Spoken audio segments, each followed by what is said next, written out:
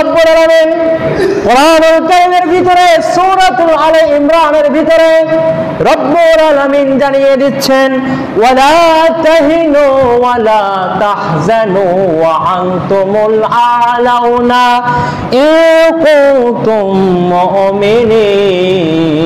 বলেন আল্লাহু আকবার।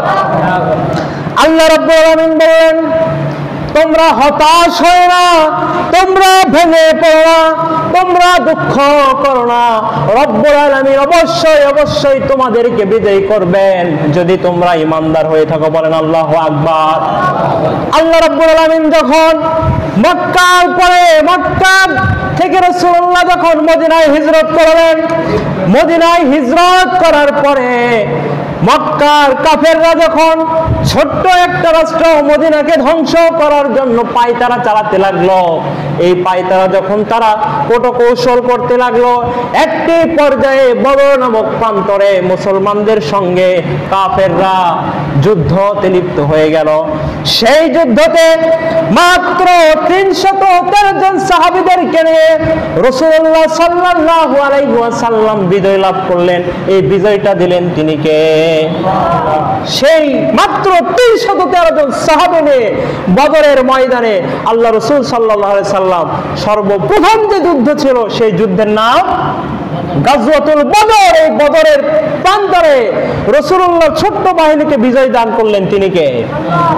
এই যে যখন বিজয় দান করলেন তখন মক্কার কাফেরেরা এই যুদ্ধে মক্কার বড় বড় বীর পালনেরা নিহত হয়ে গেল। কি হয়ে গেল?